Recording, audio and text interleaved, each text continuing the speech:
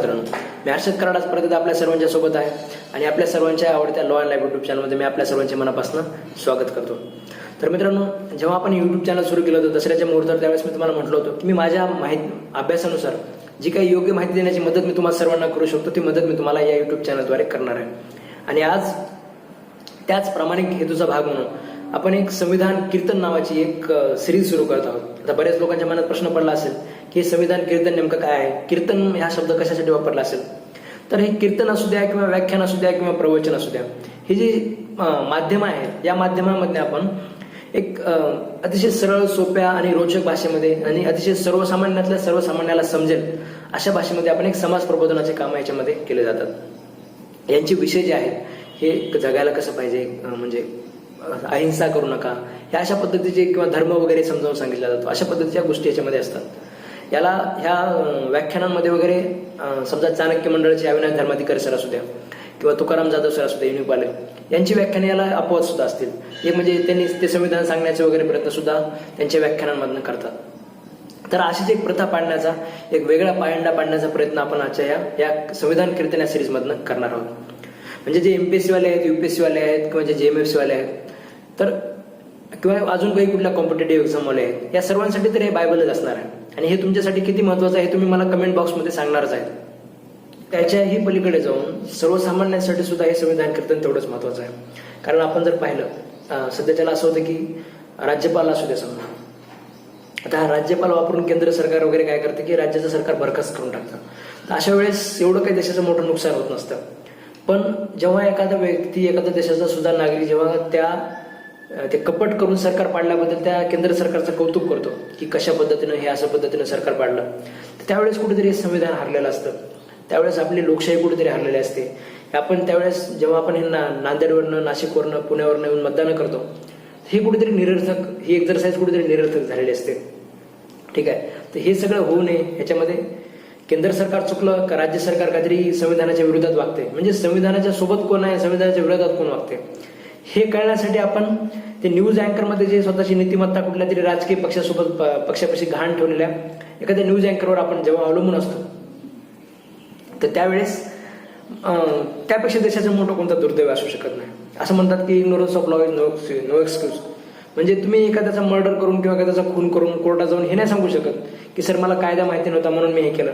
तुम्हाला ते जज साहेब काय सांगतील, जर तुम्ही असं सांगितलं असतं, तुम्हाला ते जज साहेब सांगतील की तुझी केस लढणारे वकील साहेब 50 वर्ष झालं प्रॅक्टिस करतात आणि मी स्वतः जज आहे, 2 महिन्यात रिटायर होणार आहे, मलाही सगळे कायदे माहिती नाही.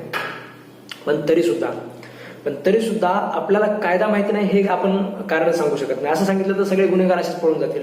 आता संविधान तर आपला देशाचा लॉ ऑफ द लँड आहे, हा तर आपल्या सगळ्यांना माहिती असायलाच पाहिजे. मी तुम्हाला सांगितलं काय योग्य, काय अयोग्य, काय संविधानिक मार्गाने झाले, काय संविधानिक मार्गाच्या विरोधात झाले, हे आपल्या स्वतःला समजायला पाहिजे.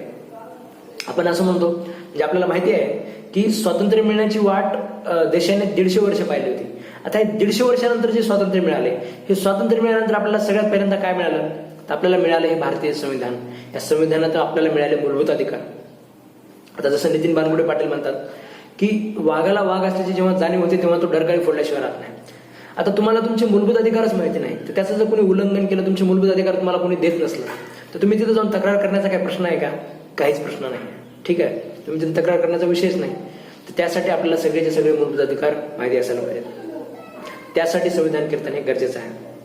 आपण म्हणजे जेव्हा आपण भारताचं आता स्वतंत्र द्यायचं ठरलं, तर त्यावेळेस भारताला जेव्हा संविधान बनवायला सांगितलं, त्यावेळेस बऱ्याच लोकांनी सांगितलं की हा काही देशच नाही आहे, याच्यात सगळे जातींचे वेगवेगळे कडेपुढे आहेत, म्हणजे ह्या जाती त्या जाती, हे धर्म तो धर्म, याच्यामध्ये हे लोक डिवाइड झालेले आहेत, हे लोक एक संविधान बनवू शकत नाहीत असं आपल्याला सांगितलं होतं. म्हणजे असे बाकी ते केले होते. पण आपण ते बनवून दाखवलं. आता बनवल्यानंतर या लोकांनी बोलायचं चालू केलं. म्हणजे आयवोर जेनिंग सारखे सुद्धा लोक, कॉन्स्टिट्यूशनचे ज्यांना आपण स्कॉलर्स म्हणतो, त्यांनी सुद्धा सांगायचं चालू केलं की ही संविधान जास्त दिवस टिकणार नाही. पण तरीही आजही आपण एवढ्या वर्षानंतर सुद्धा आपण एकाच संविधानाखाली आज आपण एकत्र आहोत. आणि यामागचं कारण काय? यामागचं कारण म्हणजे आपलं संविधान स्वतःच कारण देतं आपल्याला की तुम्ही संविधानाचा आदर काय करायला पाहिजे. तुम्ही शेड्यूल कास्ट असू द्या, शेड्यूल ट्राईब असू द्या, किंवा OBC असू द्या, किंवा महिला असू द्या, किंवा लहान पुरुष असू द्या, या प्रत्येकाला आपलं संविधान कारण देते की तुम्ही हे संविधान का पाळायला पाहिजे, या संविधानाचा आदर का करायला पाहिजे. ठीक आहे. म्हणजे आरक्षणाच्या प्रोविजन्स असू द्या, शेड्यूल कास्ट, शेड्यूल ट्राईबच्या व्यक्तींसाठी आरक्षणाचं असू द्या, किंवा राईट टू इक्वॅलिटी असू द्या. आपल्या संविधानाला ब्लडलेस रिव्होल्युशन म्हटलं जातं. म्हणजे रक्तविरहित क्रांती. म्हणजे काय की ज्या व्यक्तींना आतापर्यंत माणूस समजला जात नव्हता, माणसाचा दर्जा दिला जात नव्हता, त्यांना आता आपण एकदमच माणसाचा दर्जा भेटला, सर्व समान दर्जा भेटला. शिक्षणाचे अधिकार असू द्यात किंवा त्यांना सर्वांसोबत लढण्यासाठी म्हणजे हे करण्यासाठी आपण आरक्षण सुद्धा दिलं. ही सगळी जी आहे ही क्रांतीच आहे आणि ही रक्तविरहित आहे. एवढं आपल्या संविधानाचं मोठं योगदान आहे हे आपल्या सर्वांना माहिती असायलाच पाहिजे. महिलांचा म्हणजे समजा आता सबरीमालाचा सुप्रीम कोर्टाचा निर्णय होत्या की बऱ्याच लोक काय करतात, त्याच्यावर टीका करतात, त्यांना योग्य दृष्टीने समजण्याचा आपल्याला म्हणजे आपल्याकडे दृष्टी नसते. तरी संविधान आपल्याला त्यासाठी वेगळ्या दृष्टिकोनातून समजून घ्यायला पाहिजे. म्हणजे कसं, आता कोर्टाने सांगितलं की मुलाला 9 महिने पोटात ओघायची जिम्मेदारी आपण महिलांवर दिलेली आहे, निसर्गाने महिलांवर दिलेली आहे. आता निसर्गाने महिलांवर जिम्मेदारी म्हणजे त्या महिला त्या मासिक पाळीच्या काळामध्ये अपवित्र असतात का? म्हणजे त्यांना तुम्ही बऱ्याच गावामध्ये जर पाहिला तर त्यांना त्या काळात घराच्या साईडला ठेवलं जातं. घरामध्ये काही कार्यक्रम असेल तर त्यांना त्याच्यामध्ये पार्टिसिपेट केलं जाऊ शकत नाही. काही लोक याची दुसरी बाजू सांगतात की म्हणे महिला त्या काळामध्ये आजार पसरण्याचे चान्सेस असतात, त्यामुळे आपण तसं केलं जातो. पण ही अनटचेबिलिटी एवढ्या एक्सटेंटपर्यंत पोहोचलेली आहे. काही गावं असे त्या गावामध्ये गावाच्या साईडला घरं बांधलेली आहेत की महिलांनी तिथे जाऊन राहायचं फक्त त्या काळामध्ये, आणि मग घरच्या लोकांनी काही खायला वगैरे आणून दिलं तर खायचं, नाहीतर तिथे त्यांनी उपाशी राहायला लागतं. इथपर्यंतची परिस्थिती आहे. तर याच्यासाठी आपल्याला ती समानता एक वेगळ्या दृष्टिकोनातून समजून घ्यायला पाहिजे. म्हणजे संविधान जे आहे आपलं फक्त समानतेचा अधिकार आहे हाच आपण समजून घेणार नाही. या संविधान कीर्तनामध्ये तो समानतेचा अधिकार कुठपर्यंत जातो हे सुद्धा आपण याच्यामध्ये समजून घेणार आहे. शिक्षणाच्या जेव्हा शिकवलं जातं त्या बाबतीत माझी अजून एक म्हणजे मला एक गोष्ट खटकते की संविधान आपण एक म्हणजे अलिप्त करून शिकवतो. म्हणजे रोजच्या जीवनाच्या ज्या घडामोडी आहेत या घडामोडींपासून आपण त्याला वेगळं करून शिकवतो. म्हणजे या आर्टिकलमध्ये समानतेचा अधिकार दिलेला आहे, पण सध्याच्याला आज काही काल परवा काही घटना झाली का ज्याच्यामध्ये समानतेचा अधिकार व्हायलेट झाला का हे समजण्या इतपत आपलं त्याच्यामध्ये अंडरस्टँडिंग येत नाही. ठीक आहे, आपण बोलण्याचा अधिकार म्हणतो की सगळ्यांना स्पीच अँड एक्सप्रेशनचा अधिकार आहे, पण जेव्हा न्यूजमध्ये वगैरे जेव्हा लोकांचा गळा दाबला जातो, न्यूज चॅनल्समध्ये लोकांचा आवाज तिथे दाखवला जात नाही, तर ते बोलण्याच्या अधिकारावर काय उल्लंघन येतं का हे समजण्या इतपत आपली तिथे याच्यामध्ये म्हणजे आपलं ज्ञान तिथपर्यंत जात नाही. तर हे चुकीची पद्धत आहे संविधान शिकवण्याची. तर ह्याला आपण रोजच्या जीवनाच्या घडामोडींशी एक म्हणजे कनेक्ट करून आपण हे संविधान कीर्तन शिकणार आहोत.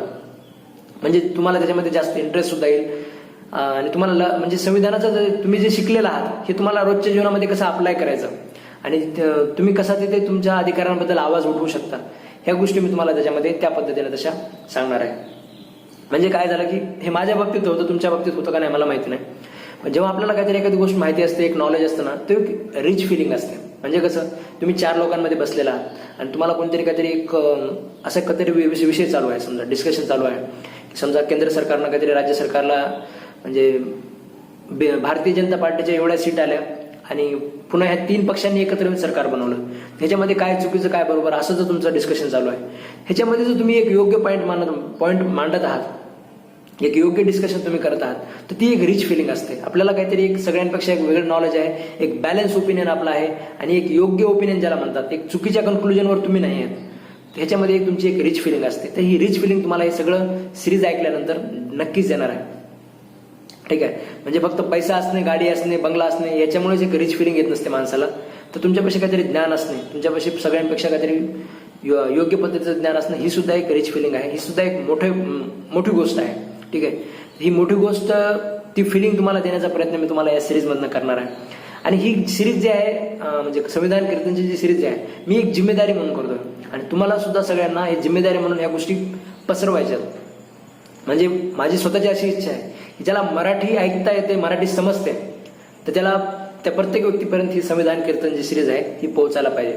ठीक आहे, म्हणजे महाराष्ट्र आपल्या इथे महाराष्ट्राला खूप मोठा इतिहास आहे आणि ह्या महाराष्ट्राला आपल्याला अजून महाराष्ट्र बनवण्यासाठी एक इन्फॉर्म सिटीजन, एक जागरूक नागरिक लोक आपल्याला बनवायचे. ठीक आहे, म्हणजे जागरूक नागरिक म्हणजे काय, ते त्यांच्या अधिकाराविषयी जागरूक असतात. आज मी तुम्हाला सांगितलं ते राईट टू इन्फॉर्मेशन ऍक्ट आपण अपंग करून टाकला. मानवाधिकार कायदा आहे आपल्याकडे, मानवाधिकार प्रोटेक्शनचा कायदा आहे, ह्युमन राईट प्रोटेक्शन ऍक्ट 1993चा, त्याच्यामध्ये सुद्धा आपण अमेंडमेंट करून टाकली.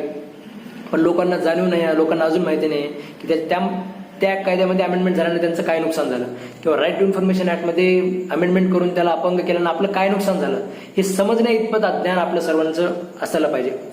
आणि हे वेगवेगळ्या गोष्टींचं फक्त संविधानच नाही तर संविधानासोबत रिलेटेड असलेल्या ज्या काही घडामोडी आपल्या आजूबाजूला घडतात या सगळ्या घडामोडी आपण या सिरीजमध्ये डिस्कस करणार आहेत. आणि या सगळ्या गोष्टींवर एक योग्य नागरिकाचं मत काय असतं, ते मत कसं तयार करायचं, हे मत कसं तयार करायचं हे सुद्धा मी तुम्हाला याच्यामध्ये लिटरली शिकवण्याचा प्रयत्न करणार आहे. पण त्यासाठी तुम्ही सर्वांनी हे सिरीजचे सगळे एपिसोड पाहणं आवश्यक आहे आणि तुमच्या जास्तीत जास्त मित्रांपर्यंत हे शेअर करणं आवश्यक आहे. तर ही जिम्मेदारी तुम्हाला देण्यासाठी आज मी या सिरीजचा ट्रेलर हा बनवत आहे. ठीक आहे. आणि तुम्ही हे चॅनल जर अजूनही सबस्क्राईब केलं नसेल तरी सबस्क्राईब करून घ्या आणि खाली बेल आयकॉन असतो तो प्रेस करून ठेवा. म्हणजे यानंतर आता आपलं हे जे संविधान कीर्तन आहे हे भाग 1, भाग 2, भाग 3 अशामध्ये असणार आहे. हे सगळेचे सगळे भाग मी नवीन अपलोड केल्यानंतर तुमच्यापर्यंत तो पोहोचला पाहिजे. त्याच्यासाठी तो बेल आयकॉन तुम्ही तिथे प्रेस करून ठेवायला पाहिजे. आपला टेलिग्रामचा सुद्धा चॅनल आहे, त्याच्यामध्ये ऍड होऊ शकता. मी तिथे सुद्धा अपडेट टाकत असतो किंवा व्हॉट्सअप ग्रुपच्या लिंक सुद्धा खाली डिस्क्रिप्शनमध्ये दिलेल्या आहेत. त्या लिंकवर जाऊन सुद्धा तुम्ही आपल्या म्हणजे ह्या ग्रुपमध्ये सुद्धा ऍड होऊ शकतात, जेणेकरून तुम्हाला तिथे सुद्धा आपला नवीन जो भाग अपलोड होईल त्याची सुद्धा तुम्हाला तिथे माहिती भेटेल. तर ठीक आहे, लवकरच आपण आपल्या पुढच्या पहिल्या भागामध्ये भेटणार आहोत. आजच्यासाठी धन्यवाद.